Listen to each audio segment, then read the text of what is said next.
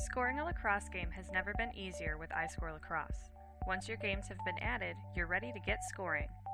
To begin, go to Game Manager and select the game you would like to score. Tap Score Game in the top right corner of the screen. Before we start, let's take a look at the options available when scoring a game in the landscape rotation.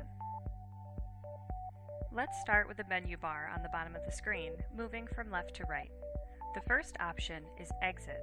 This will exit the scoring screen and bring you back to the game information page. Any changes made to the game will be saved before exiting.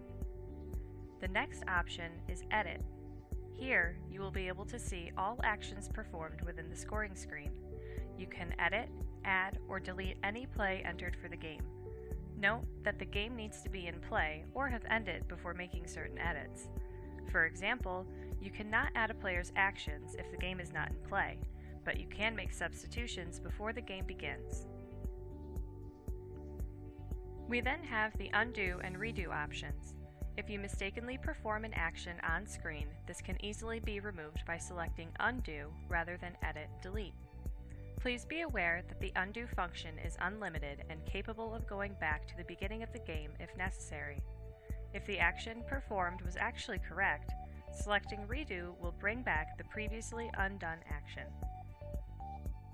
The Options menu allows you to switch sides of the field, change the formation of your players, and where you can end the game if for some reason the game ends before time normally expires. In the Lineup option, you can edit your team roster and designate which players will be your starters. Note, if you create players within the Lineup feature, they will not appear in your team's roster within Team Manager and will not have cumulative statistics within the iScore application. In order to fully add these players and obtain cumulative stats, you must tap Options from within the Lineup screen, then copy Lineup to Roster.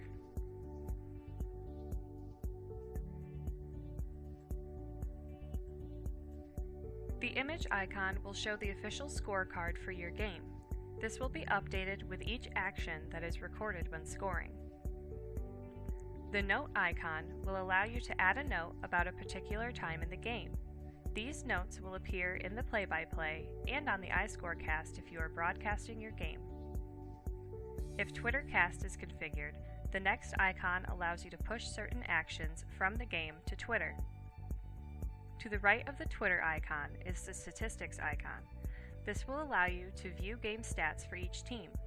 The stats displayed can be updated at any time using the gear icon in the bottom right corner of the screen.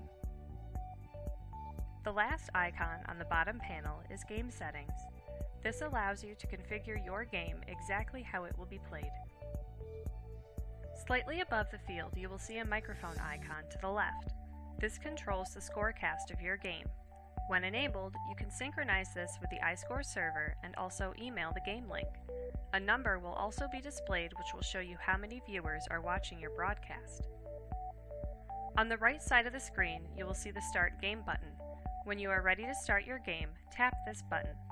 The game time will start to tick and player actions can be entered. Note that after the game has been started, the Start Game button will disappear. For the purposes of this tutorial, we will be starting our game.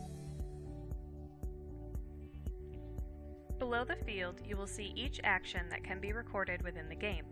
You'll notice that the Clear and Man Up options appear on each side of the screen.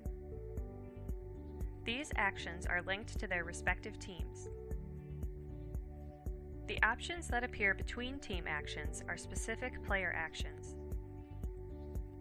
To assign an action to a player, you can either select the player, then the respective action, or select the action, then select the player. When recording a foul, be sure to tap the timer within the penalty box to start the penalty countdown.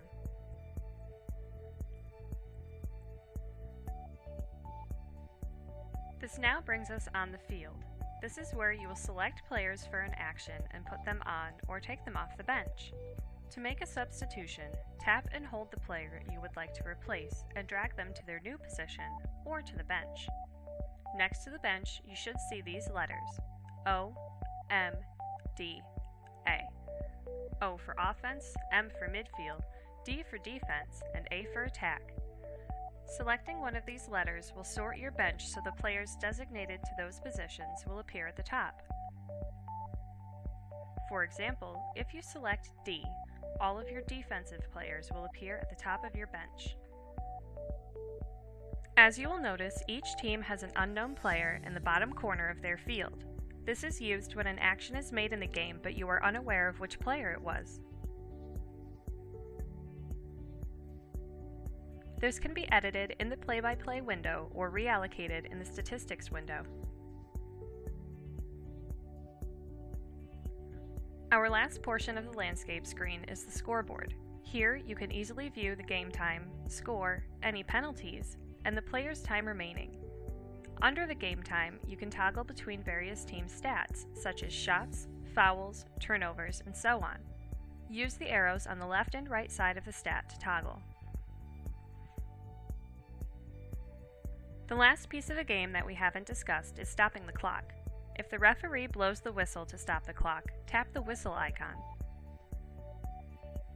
If a timeout is called, tap Timeout, choose the responsible party, then OK to save.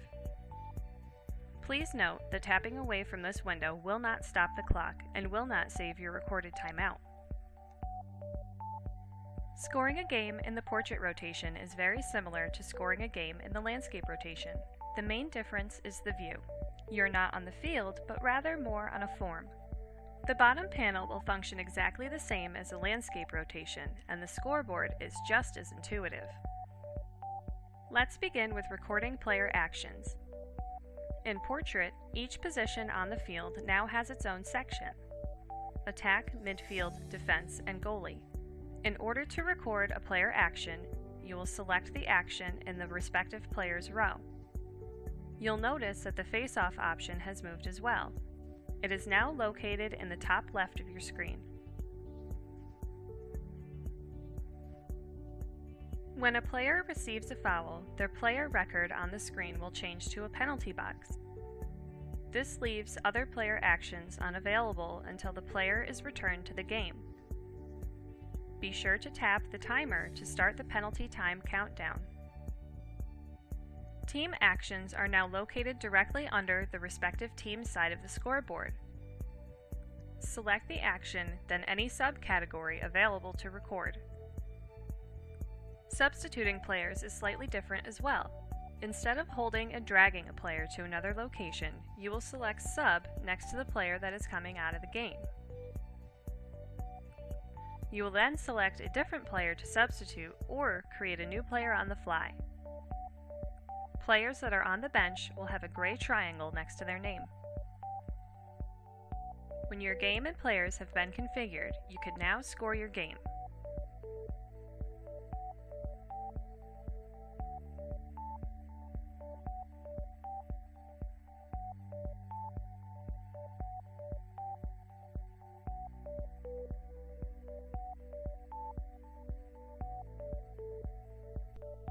Thank you for watching our tutorial on how to score a game in iScore Lacrosse.